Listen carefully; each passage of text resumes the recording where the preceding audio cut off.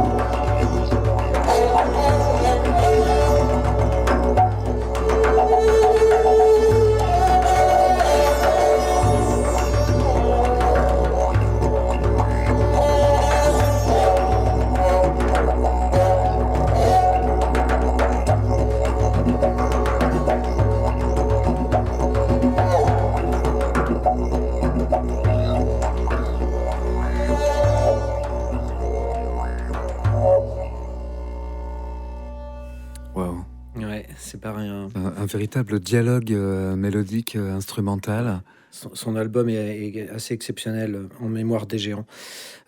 Othello Ravel, je voulais faire une petite parenthèse, c'est un monsieur qui est assez abordable, que je connais, qui est passé me voir un jour à Pornic, et que je souhaite inviter dans une prochaine émission pour être interviewé sur le bois de jade. Alors là, avec grand plaisir, la porte du studio lui est grande ouverte. Philippe, c'était quoi cet instrument très aux sonorités orientales qu'on entend? Peut-être une viole. Ah, une viole. Une viole de gambe, je sais pas. Intéressant. J'ai déjà vu Othello sur scène, mais pas avec cette formation. Ok. Othello Ravel, qu'on attend avec grand plaisir dans les studios de Jade FM. Je vais organiser ça. David Hudson, c'est bien ça? Maintenant, on va écouter, oui, David Hudson. Donc là, on part en Australie parce que David Hudson est un aborigène. Comme il est dit sur sa page Wikipédia, né vers 1962. Alors, David Hudson, c'est un monsieur très reconnu dans le monde du didgeridoo, qui a fait plusieurs albums et où on ressent l'influence du didgeridoo traditionnel, mais c'est quand même de la musique contemporaine, très facile à écouter. Voilà, ça c'est tiré de son album. Le morceau qu'on va écouter, il s'appelle Yigi Yigi, tiré de son album Didgeridoo Spirit. C'est parti.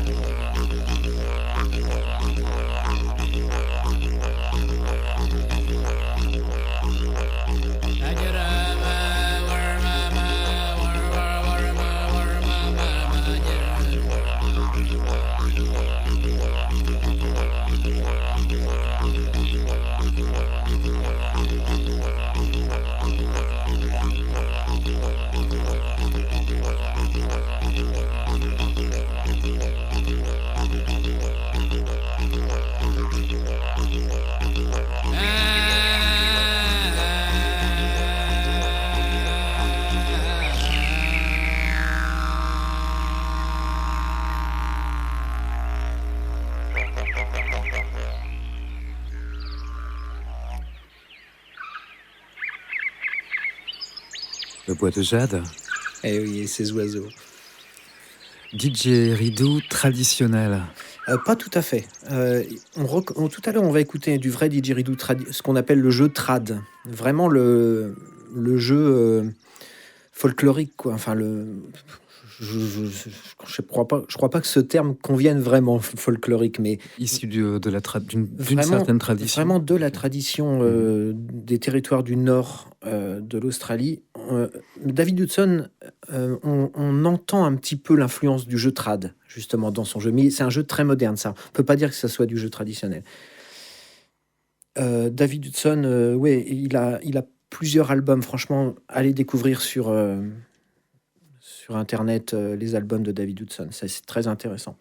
David Hudson, donc, et ce qu'on vient d'écouter, c'était Yigi Yigi, peut-être un de ses morceaux les plus connus, mais tellement plaisant et abordable. Une musicienne maintenant. Voilà, dans le monde du didgeridoo, on a quelques femmes, et en France, on a une dame qui a vraiment un grand feeling musicien, qui s'appelle Adèle Blanchin, qui est très connue, qui passe régulièrement en France en concert, mais qui a fait plusieurs tournées aussi, qui a joué dans le monde entier, qui est reconnue vraiment comme une grande joueuse de didgeridoo. J'ai choisi un morceau très, très moderne qui s'appelle Punchy Track. C'est un morceau qu'elle a fait pour faire la pub de son dernier album, ou enfin dernier, peut-être qu'elle en a fait un depuis d'ailleurs. Son album qui s'appelle Amiya. Et quand elle a lancé la pub de son album, elle a fait ce morceau qui est pas sur son album, mais qui est vraiment plein de dynamique et qui est très, très dansant. C'est un morceau vraiment de didgeridoo moderne, du coup. Adèle Blanchin, Punchy Track.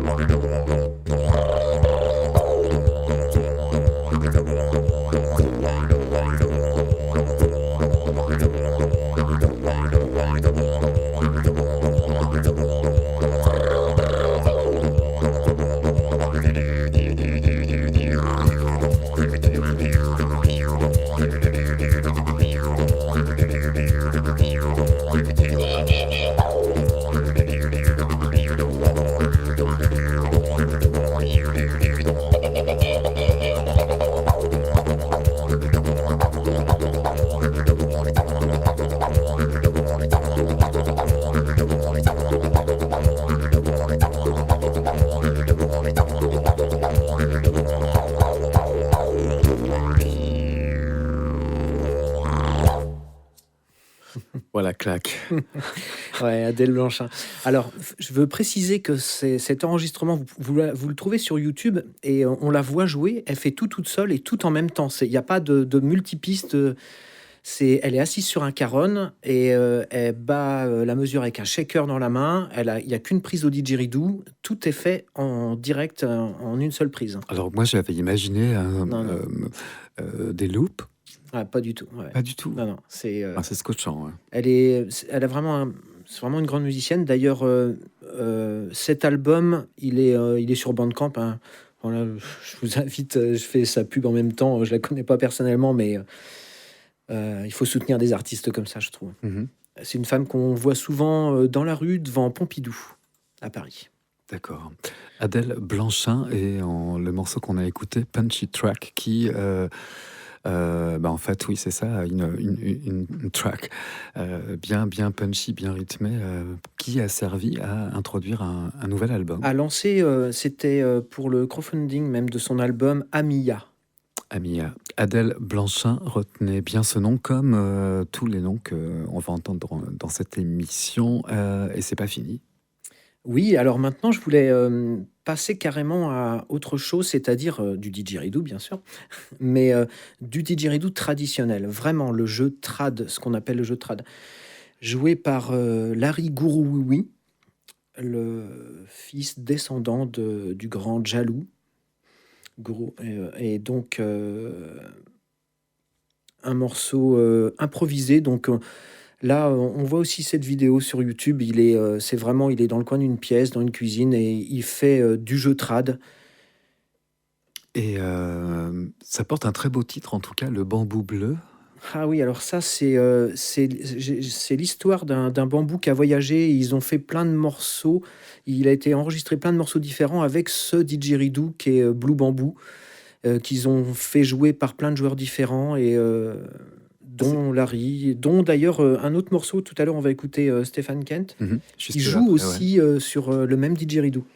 Ah donc c'est un didgeridoo, oui. Un instrument qui s'appelle le Il a été nommé, il est célèbre. Et qui voyage.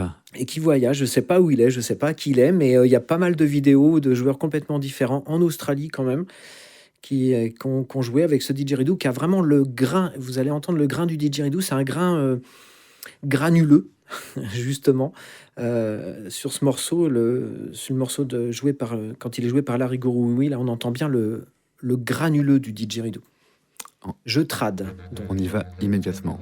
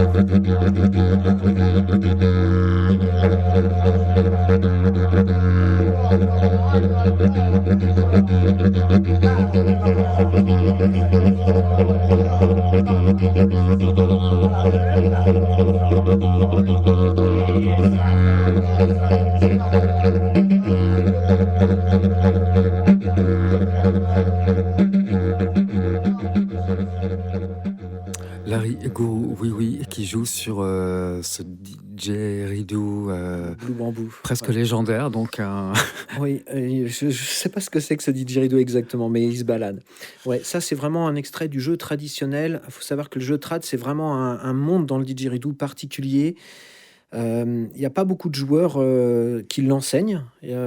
Othello Ravez enseigne les bases du jeu traditionnel, entre autres. En France, Philippe Plédo enseigne aussi les bases du jeu traditionnel, Greg de Didgeridoo Passion, mais le jeu traditionnel, c'est vraiment très particulier et un monde à part. Belle découverte en tout cas. Et puis, je trouve comment dirais-je, ça ressemble presque à une légende, ce didgeridoo qui porte un nom et qui se balade de musicien en musicien, le Blue Bamboo. On va y rester dans le Blue Bamboo. Justement, oui, oui, oui. Stephen Kent, un Australien, pas un aborigène, mais je trouve que ce morceau est d'une simplicité. Il est tout seul, il est assis sous un arbre et il est avec le Blue Bamboo et un shaker dans la main. Et voilà, découvrez ce qu'il est capable de faire. Moi, il m'a bluffé. C'est d'une simplicité, d'une efficacité. C'est souvent le cas. Plus c'est minimaliste et souvent plus c'est performant. Stephen Kent qui joue sur le Blue Bamboo.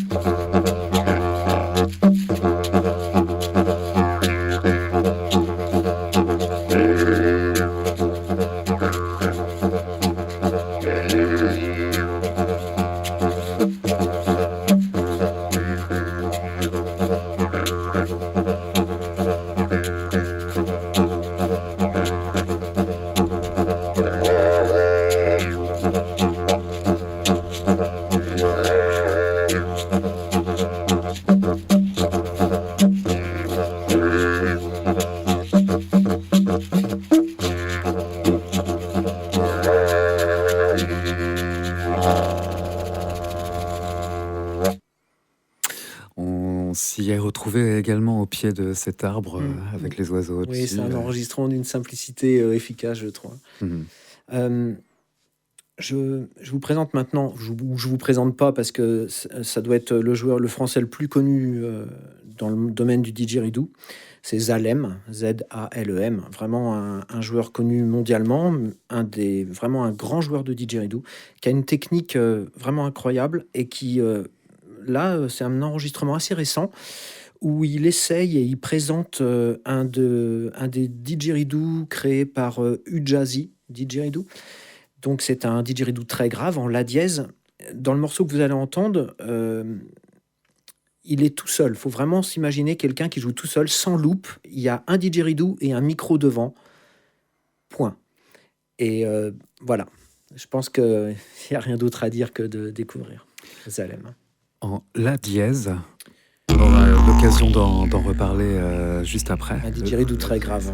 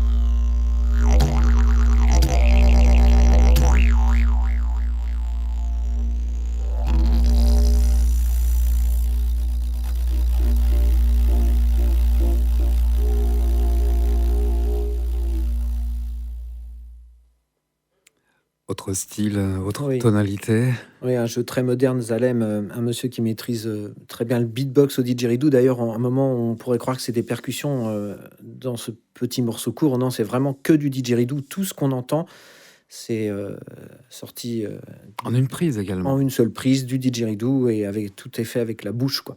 Parce que le didgeridoo, comme je dis bien souvent, c'est un instrument qu'en est pas un. L'instrument, c'est le joueur, quoi. Lui, c'est un tube qui va amplifier tout ce qu'on va mettre dedans. Et Zalem, donc pour ceux qui le connaissent, évidemment, il y a plein de gens qui le connaissent, mais ceux qui ne le connaissent pas, découvrez ce joueur pour un jeu très moderne, souvent un peu technoïde, orienté beatbox, qui va très très vite et qui est vraiment...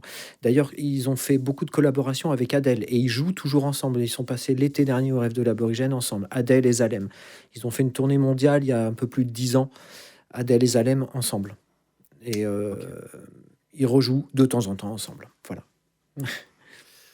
Merci beaucoup, Philippe. Philippe Béchu, vous êtes également prof de didgeridoo. Vous animez des ateliers, des cours collectifs, des cours individuels. Vous fabriquez également des didgeridoo. Vous jouez dans plusieurs formations. Tout à fait. À la limite, à partir de n'importe quel moteur de recherche, on tape didgeridoo pornic et on va vous trouver tout de suite. Et Merci, je vous Jim. encourage en tout cas à le faire. C'est toujours une belle rencontre. Merci de la richesse de ces enseignements au fur et à mesure des différents morceaux qu'on a pu écouter dans cette 3e émission du Bois de Jade. On se retrouve le mois prochain avec un invité, des invités peut-être. J'espère bien. Ouais. Ok. Surprise. Merci beaucoup Philippe. Merci, Jim. À bientôt. Merci, Jade.